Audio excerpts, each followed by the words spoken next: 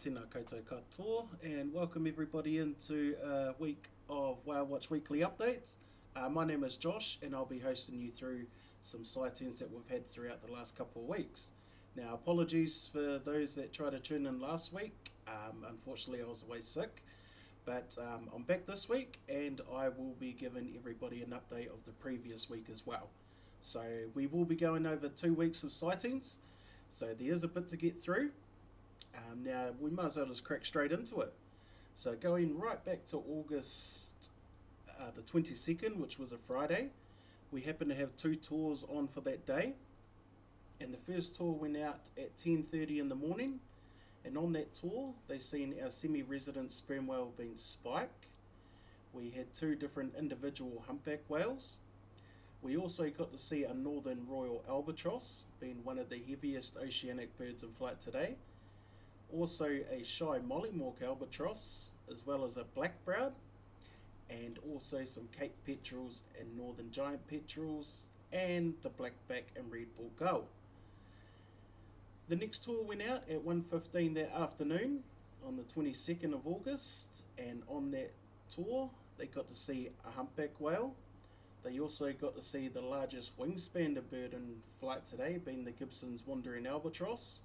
They also got to see another large species of albatross that there is the Southern Royal. They also seen the shy and the Buller's mollymawk albatross, some Cape petrels, some northern giant petrels, westland petrels, the spotted shag, the white-fronted terns, and also the blackback and red-billed gull. Moving on to Saturday, the 23rd of August. On this day we had 3 tours, and the first tour departed at 7:45 in the morning. On that tour we got to see our semi-resident sperm whale, which is Spike. Spike is the guy on the screen right now. Spike is at a length of roughly about 15.48 meters. He has been returning back to this area of Kaikoura for quite some time. Next up we got a large pod of dusky dolphins, over 150 dolphins in that pod. We also got to see the northern royal, the southern royal, and also the shy mollymawk albatross, some Cape petrels, northern giant petrels, and also the blackback and red-billed gull. Second tour for Saturday the 23rd of August departed at 10:30 in the morning. On that tour we got to see Spike once again. We also got to see that large pod of dusky dolphins, got to see the northern royal and the southern royal albatross, as well as the shy mollymawk albatross, some Cape petrels, some northern giant petrels, and also the blackback and red-billed gull. Then rounding off the 23rd of August was our 1:15 departure, and this tour was successful, and this tour got to see Spike.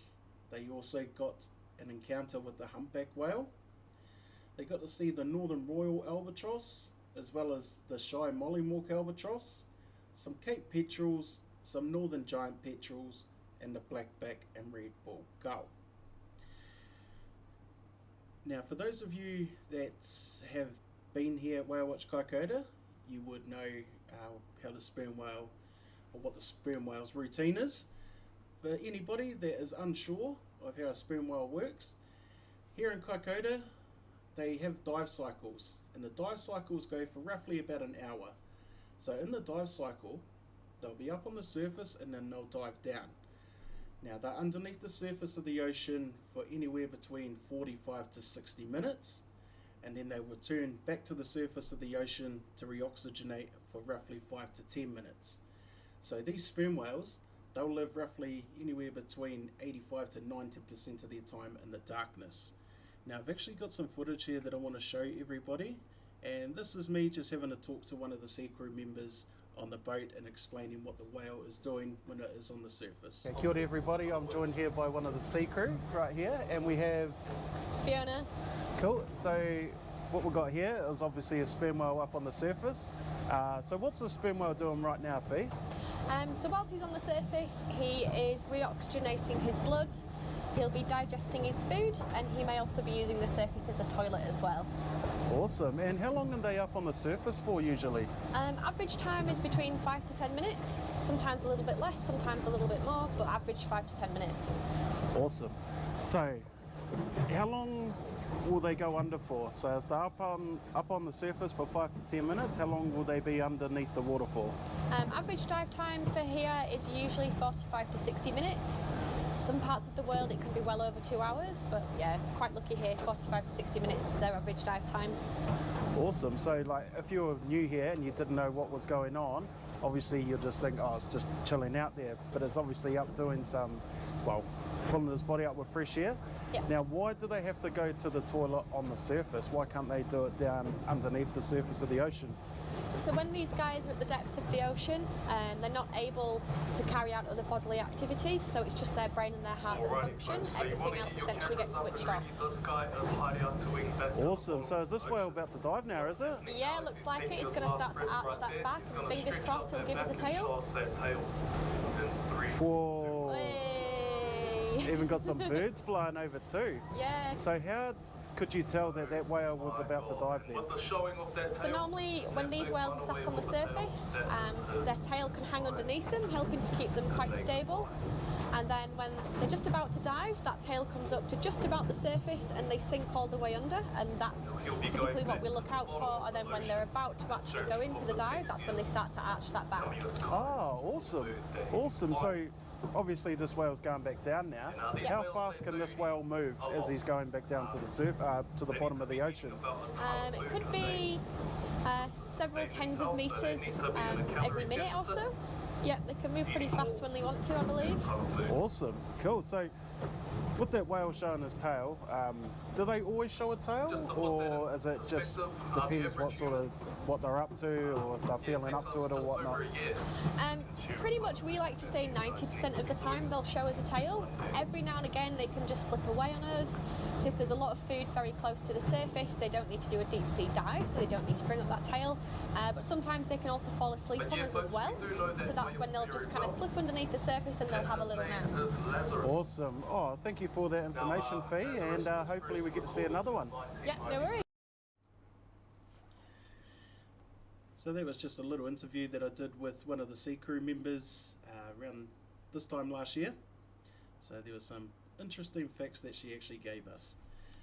So we'll move on to the 24th, which was a Sunday, and that is the 24th of August.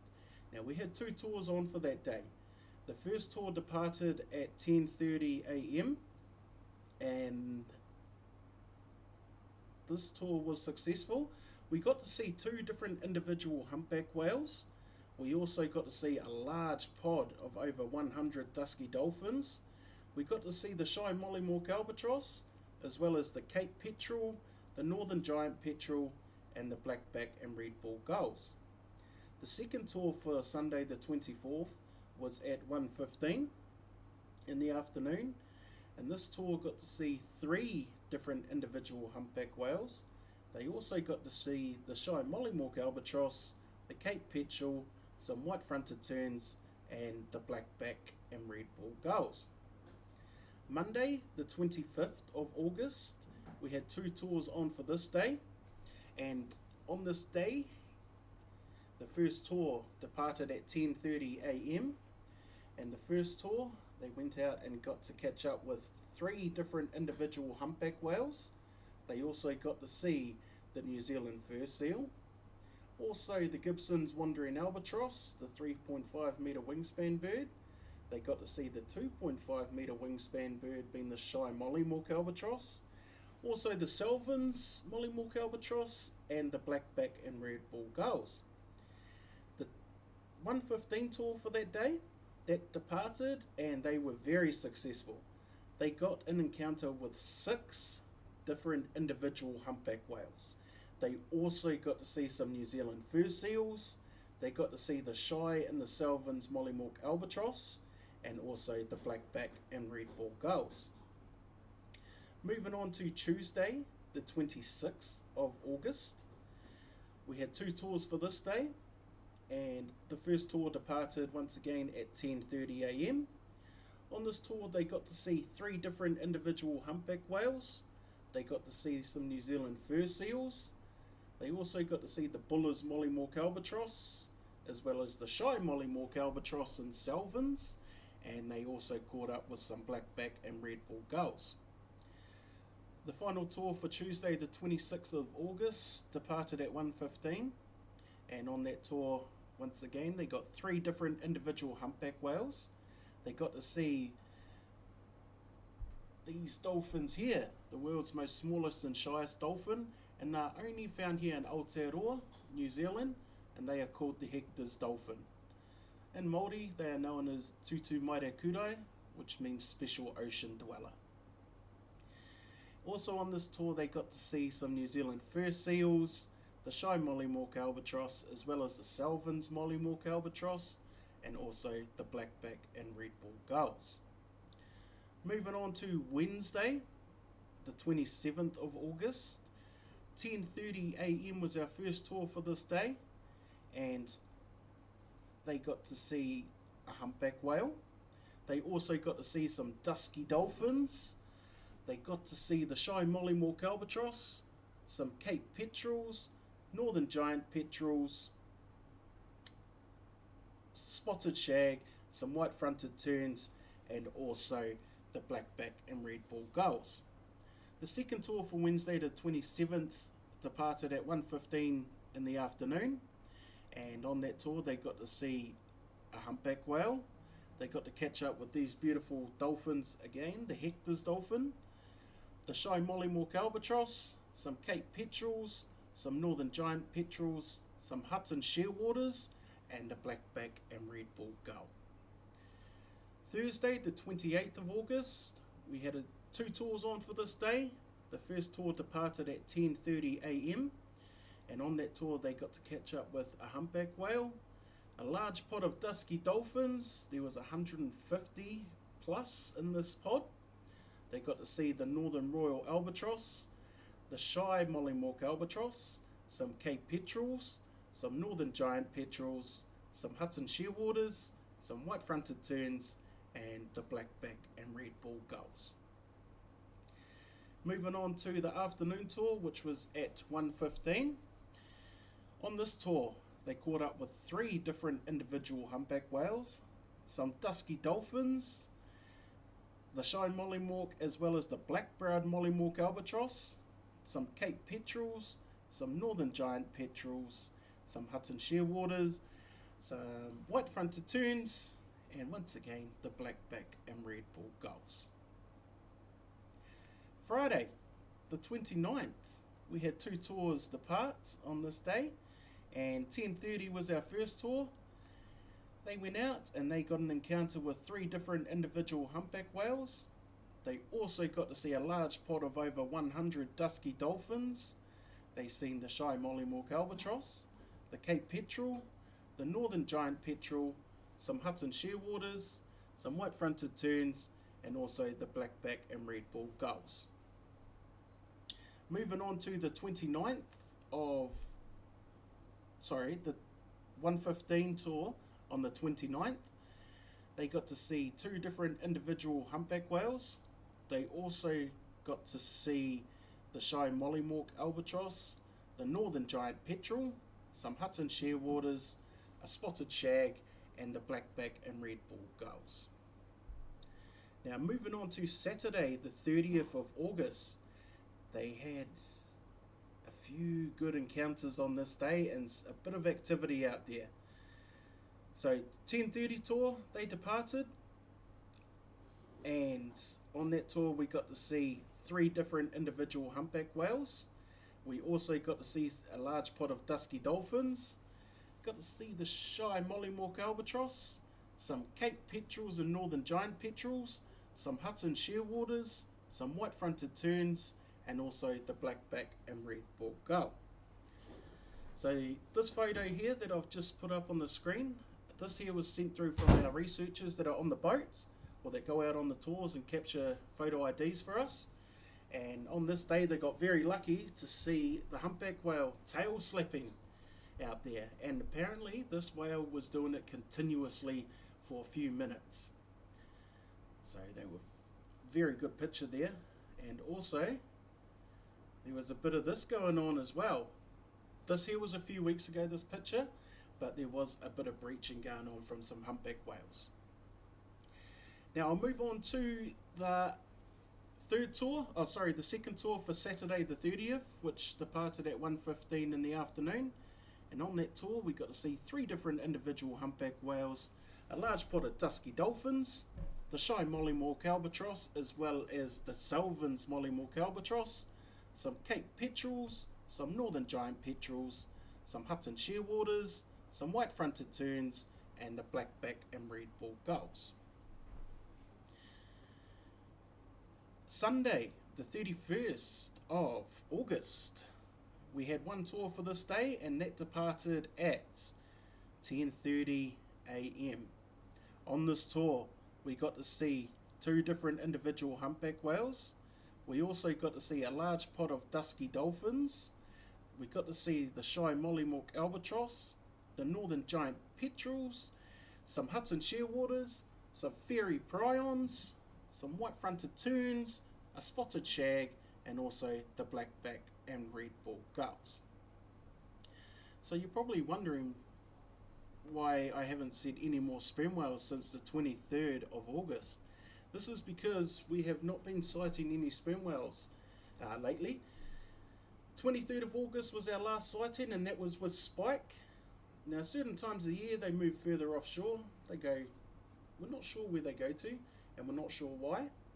But lucky for us, we have other species of whales hanging around, and this is why we're having some amazing encounters with so many different humpback whales. So the 1st of September, first day of spring, which was Monday, we had 2 tours on for that day, and the first tour departed at 10:30 a.m. and on that tour they got to see 3 different individual humpback whales. They got to see some Hector dolphins, got to see some New Zealand fur seals, the bullers and the black-browed mollymawk albatross, 2.5 metre wingspan birds. They also got to see the northern giant petrel, some Hutton shearwaters, and also the blackback and red-balled gull. Then in the afternoon of Monday the 1st of September, they had a very good tour this tour. They went out and they got to catch up with 5 different individual humpback whales. They also got to see some New Zealand fur seals.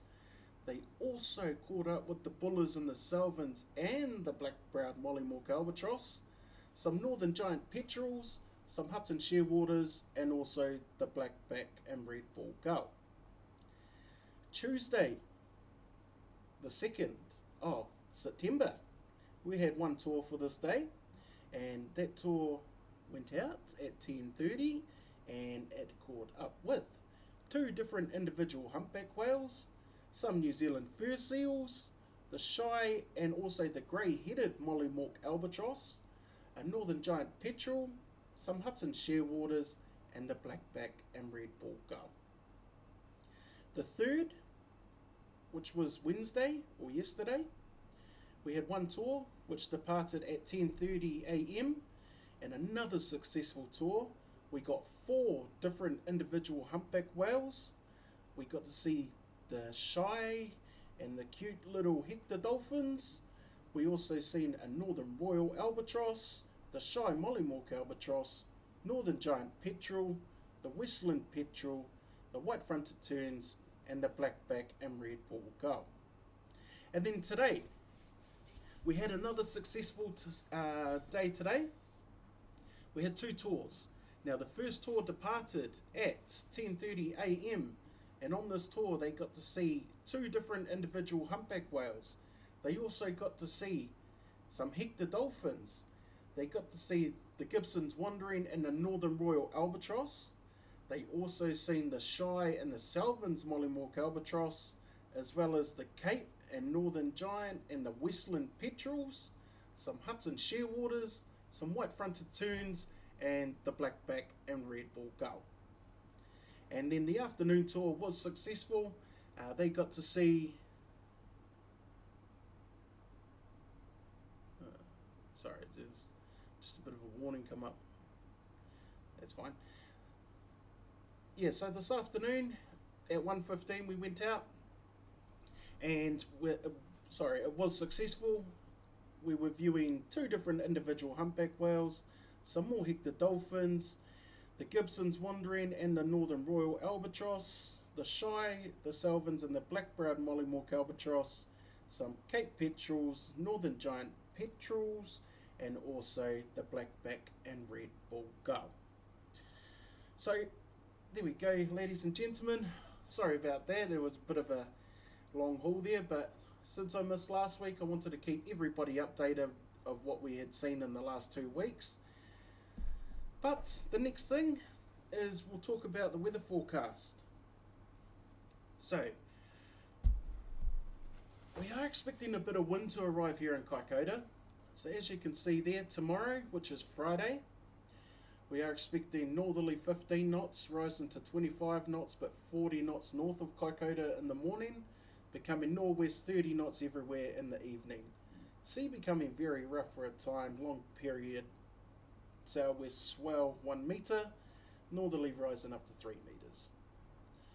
So there's a lot of wind there, and it looks very, very rough out there going off this. But when you see northwest, the northerly, it's a bit of a hit and miss. Sometimes the weather reports, as we all know, they're not always 100% correct, and usually when there's northwest and northerly wind predicted for Kaikoura, they're not always spot on. So, got my fingers crossed that we may get away with it tomorrow. We'll move on to Saturday. We've got westerly 25 knots turning southerly 20 knots in the morning, then becoming 20 knots in the afternoon of northerly. Rough sea easing, moderate southwest swell. So yeah, doesn't seem too bad that. We might get away with that. Sunday, northwest 20 knots, becoming southwest 30 knots early, easing to 20 knots late. Yeah, so if you have been a part of these for a while, you may know that every time I see southwest or southerly swell, it's not a good sign for us. It makes the sea very rough out there, and when there's southerly swell or southerly wind predicted, they're usually pretty onto it. Is there any difference in the weather conditions when trying to spot the whales or seabirds? Are you likely to see more if it's sunny, overcast or windy, or no real difference? No, so very good question. Weather conditions, it can make things tricky if it is choppy and windy, and the reason why that is, this is for whales I'm talking about. I'll start off with whales.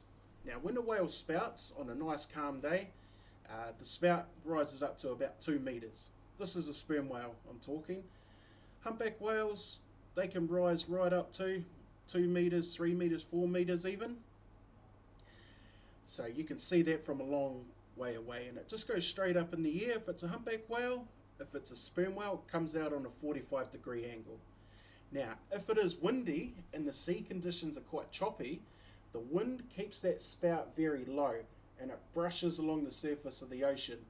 So you have to keep looking in that spot if you think you see a spout, because sometimes your eyes can play tricks and you're not sure if it's a whitecap or a spout. So yes, it does make it very tricky to spot whales when it is windy. However, our sea crew, they have been doing this for a long time, and they can tell the difference between a whitecap from the ocean and also a whale spout. Now for seabirds love the wind. They don't have to use so much energy flapping their wings. They just use a style called dynamic soaring, where they just glide through the air when it is windy. So if you're a seabird lover, a windy day is a good day to go whale watching to view seabirds. Whales, they have to come up to breathe. No matter what the conditions are, they always come up to breathe. They are mammals. Now it's just whether we see them in time or not. So we've got more of a chance to see the spout when it is a calm day. When it is windy, you have to be much closer to the whale to get that encounter, or to have more of a chance of seeing that spout. So hopefully that answered your question and made a bit of sense to you. So the next thing that I want to move on to is our weather prediction model. So this is our 48 hours. Tomorrow, the 5th of September, For those of you that don't know, the left column is inshore, the right column is offshore. It's like a traffic light system. Green is good, orange is, 50-50, and red is it's not looking good at all. So our weather prediction model is telling us inshore tomorrow. It looks like it's going to be quite nice out there. So we've got a very high chance of sailing tomorrow. Now after our offshore, I think our first tour tomorrow, it's at 10:30. So it looks like even if the whales are offshore, we're good to go. Our next round of tours depart at 1:15 if we have them on, and it looks like that there's pretty nice out there as well. Moving on to the 6th of September, which is Saturday. It looks like it's a beautiful day for whale watching, inshore and offshore. Okay, ladies and gentlemen, so that's all I have time for right now. I hope everybody has enjoyed this. Now once again, if you are new here, these updates, they are on every Thursday night, if I'm not sick of course, or if I'm not away. They're on every Thursday nights at 6 PM New Zealand time. And all I do, I try and keep these short and sharp, but obviously tonight it took me a bit of time because I had to do 2 weeks of sightings. But I try and keep them short and sharp, anywhere between sort of 10 to 15 minutes, and just keeping everybody update of what we've seen throughout the week. So if you're new here, hopefully you tune back in next week. For everybody else, welcome back and thank you for coming back, and I hope everybody's enjoying these. Even when these end, just leave a comment, guys, of anything else that you want to see or want to hear about. I always read the comments, so I'll be more than happy to try and integrate different things with these Whale Watch Weekly updates. Apart from that, I hope everybody has a great weekend. I hope everybody takes care of themselves, and we will see you all next week at 6 PM. Mā te wā.